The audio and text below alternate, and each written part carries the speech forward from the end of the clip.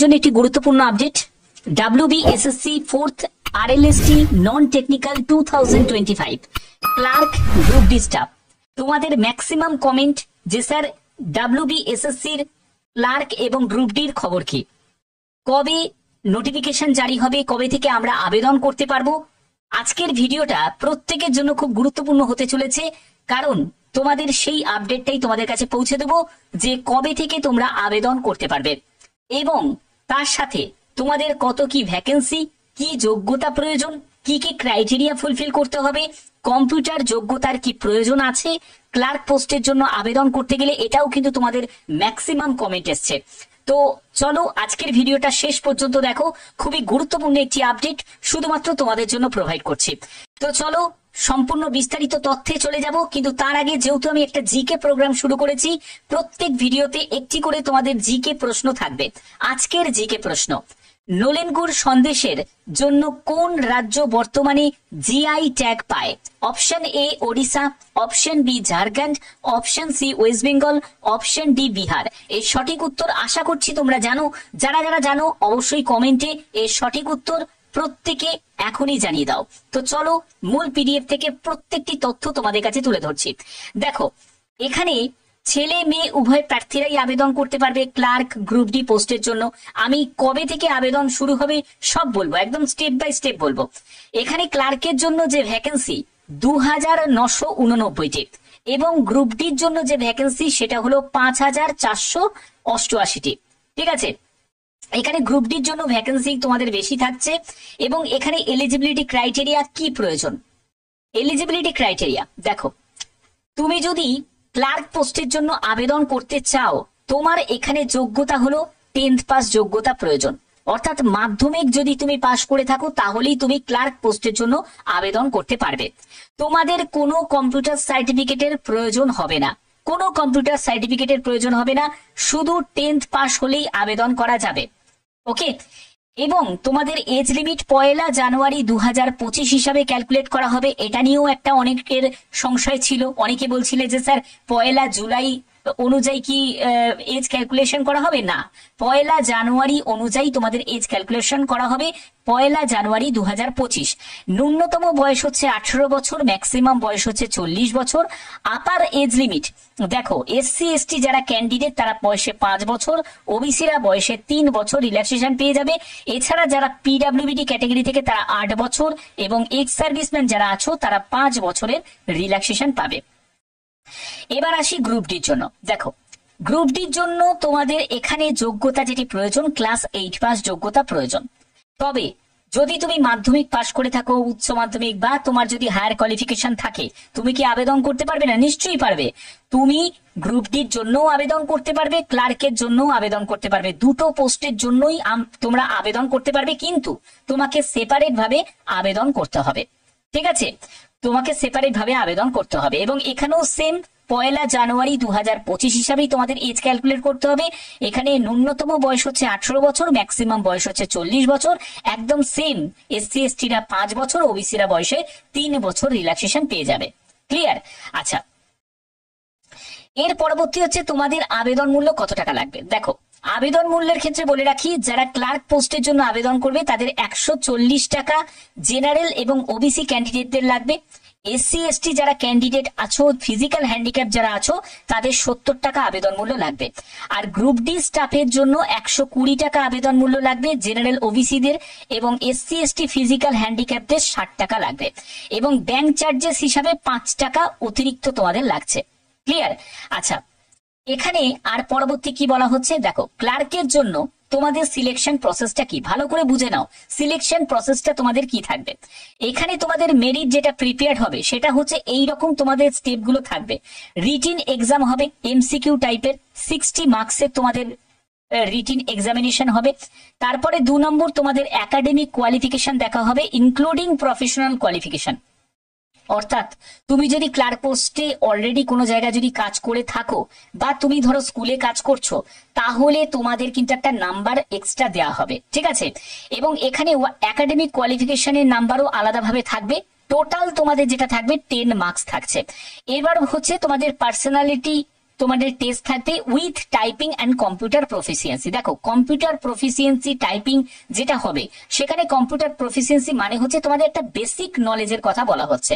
এখানে কিন্তু খুব একটা বেশি টাফ সেই রকম হবে না, এবং তোমাদের একটা টাইপিং টেস্ট কিন্তু নেওয়া হবে, বেসিক একটা টাইপিং টেস্ট নেওয়া হবে, যেখানে 25 মার্কস থাকবে এবং ইন্টারভিউতে তোমাদের 5 মার্কস থাকবে।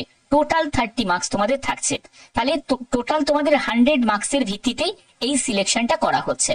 ওকে, এবার তোমরা চলে যাচ্ছ গ্রুপ ডিতে। গ্রুপ ডির ক্ষেত্রে তোমাদের রিটিন এক্সামিনেশন হবে, 45 মার্কসের তোমাদের একটা রিটিন এক্সামিনেশন হবে, এবং তোমাদের ইন্টারভিউ হবে যেখানে 5 মার্কস। অর্থাৎ গ্রুপ ডির ক্ষেত্রে 50 নম্বরের এক্সামের ভিত্তিতেই তোমাদের সিলেকশন করা হচ্ছে। ওকে, আচ্ছা এবার দেখো তোমাদের এখানে শিডিউল অফ টেস্ট, যেখানে ক্লার্কের জন্য তোমাদের 60 মার্কসের পরীক্ষা হচ্ছে। প্রতিটি প্রশ্নের মান হচ্ছে 1 করে, কোনো রকম নেগেটিভ মার্কিং নেই। ক্লার্কের জন্যও নেই, গ্রুপ ডির জন্য কোনো নেগেটিভ মার্কিং নেই, এবং 1 ঘন্টা তোমরা সময় পাচ্ছ। কি সিলেবাস সেটাও তোমাদের বলবো। এবং গ্রুপ ডির জন্য 45 মার্কসের তোমাদের পরীক্ষা হচ্ছে, এমসিকিউ টাইপের। প্রতিটি প্রশ্নের মান হচ্ছে 1 করে, কোন রকম নেগেটিভ মার্কিং নেই। 1 ঘন্টা তোমরা সময় পাচ্ছ। ক্লিয়ার? এবার দেখো তোমাদের এখানে সিলেবাস গুলো বলছি। দেখো ক্লার্কের জন্য তোমাদের যে সিলেবাস, সেটা হলো জিকে তে তোমাদের 15 নম্বর থাকবে। জিকে তে তোমাদের দেখো ওয়েস্ট বেঙ্গল জিকে এর উপর তোমাদের অবশ্যই বেশি করে জোর দিতে হবে। সেখানে কারেন্ট অ্যাফেয়ার্সও তোমাদের থাকবে, ওয়েস্ট বেঙ্গল কারেন্ট অ্যাফেয়ার্স থাকবে, তোমাদের ইন্টারন্যাশনাল কিছু কারেন্ট অ্যাফেয়ার্স থাকবে, ভারতীয় কারেন্ট অ্যাফেয়ার্স থাকবে। এই সবগুলোর উপর অবশ্যই তোমাদের জোর দিতে হবে। এবং তার জন্য তোমাদের এখানে লিটারেচার, তারপরে culture, geography, economic science, polity, Indian constitution, scientific research, history, sports.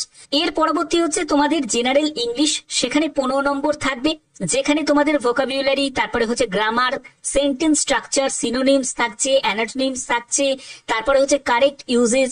তো অর্থাৎ এর জন্য বেস্ট বই আমি সাজেস্ট এখনই করে দিচ্ছি পিকে দে সরকার। পিকে দে সরকারের বইটা ভালো করে পড়বে, ভালো করে এখন থেকে গ্রামারটা ভালো করে জোর দিয়ে পড়ো, দেখবে খুব ভালো পারফর্ম করতে পারবে। এবং অ্যারিথমেটিকের জন্য 15 নম্বর থাকবে, যেখানে RS আগারওয়ালের কিন্তু কোনো বিকল্প আমার তো মনে হয় না হতে পারে। RS আগারওয়ালের বই বাংলাতেও পাওয়া যাচ্ছে, তোমরা অবশ্যই RS আগারওয়াল বই থেকে তোমরা স্টাডি করতে পারো। এবং এখানে তোমাদের সিম্পলিফিকেশন, ডেসিমেল, রেকারিং ডেসিমেলিজিবিলিটি, তারপরে হচ্ছে fraction, LCM, HCF, partnership, average, ratio and proportion, percentage, profit and loss, discount, simple interest, time and work, time and distance, যেরকম তোমাদের নর্মালি থাকে সেখান থেকে একদম বেসিক টাইপেরই কিন্তু প্রশ্ন হবে। ঠিক আছে, এবার হচ্ছে তোমাদের গ্রুপ ডির জন্য কি সিলেবাস। গ্রুপ ডির জন্য হচ্ছে তোমাদের জিকে, 15 নম্বরের জিকে থাকবে। অবশ্যই আমি বলবো ওয়েস্ট বেঙ্গল জিকে গুলোকে ভালো করে দেখবে, এবং ওয়েস্ট বেঙ্গলে যেসব বাজেটে যেসব গুলো হয়েছে সেই বাজেটের থেকে কিন্তু প্রশ্ন আসতে পারে কারেন্ট অ্যাফেয়ার্সে। এবং তোমাদের ওয়েস্ট বেঙ্গলে তোমরা যেসব কারেন্ট অ্যাফেয়ার্স গুলো আছে সেগুলো তোমরা একবার দেখবে। এবং তোমাদের স্টেট লেভেল বলো, ডিস্ট্রিক্ট লেভেল বলো, বা তোমাদের সেন্ট্রাল লেভেলের বলো, যে কারেন্ট অ্যাফেয়ার্স গুলো আছে সেগুলো তোমাদের অবশ্যই তোমাদের স্টাডি করতে হবে।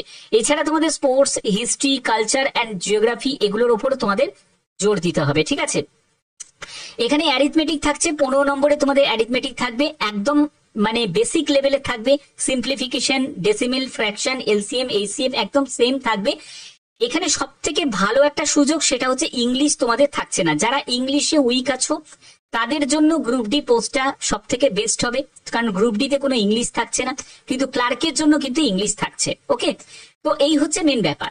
এবার তোমাদের চলে যাচ্ছি যে কবে থেকে তোমরা আবেদন করতে পারবে, এই ব্যাপারটা তো নিয়ে তোমাদের অনেকের প্রশ্ন যে স্যার আমরা আবেদন কবে থেকে করতে পারবো। তো দেখো রিসেন্ট একটা নোটিশ জারি করেছে, দেখতেই পাচ্ছ 24শে জুন 2025। এই নোটিশটা কি রিগার্ডিং, সেটা হলো ক্যাটাগরি রিগার্ডিং। কারণ তোমরা জানো ওবিসি নিয়ে একটা কেস চলছে, তো এর মধ্যেই কিন্তু এই নোটিশটা জারি হয়েছে। এবং এই নোটিশে বলতে পারো কিছুটা সমাধান সূত্র বেরিয়ে এসছে। এখানে বলছে যে আবেদন করতে গেলে category details are not being collected, অর্থাৎ তারা এখন কোনো ক্যাটাগরি ডিটেলস নেবে না। অর্থাৎ তুমি যখন আবেদন করবে, যারা তোমরা SLST তে আবেদন করেছো, তোমরা দেখবে দুটো অপশন পাবে, একটা হচ্ছে SC, ST আর ফিজিক্যাল হ্যান্ডিক্যাপ, এই অপশনটা পাবে। আর একটা হচ্ছে অল আদার্স বলে একটা অপশন তোমরা পাবে। যারা ওবিসি ক্যাটাগরির মধ্যে ভুক্ত আছো তাদেরকে অল আদার্স অপশনই তোমাদের ক্লিক করতে হবে, ঠিক আছে। এবং যারা জেনারেল তারা তো করবেই। তো এই হচ্ছে তোমাদের মেন ব্যাপার। তার জন্য এখন কোনো তারা ডেটা নেবে না, এখন প্রত্যেকে আবেদন করতে পারো, যেহেতু এসএলএসটির আবেদনও শুরু হয়ে গেছে। তো সেক্ষেত্রে এই ব্যাপারে কিন্তু একটা রিলিফ তোমাদের দেয়া হয়েছে, কিন্তু এটা সাময়িক।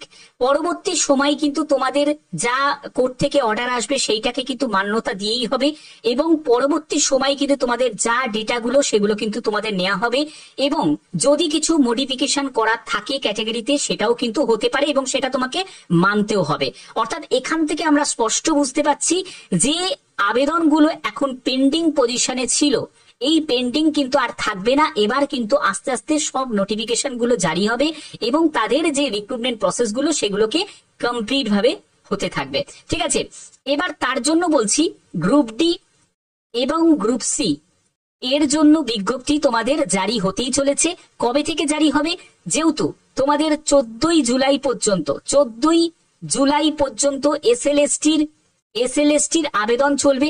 এই আবেদন শেষ হওয়ার পরেই তোমাদের 4th RLST non technical clerk এবং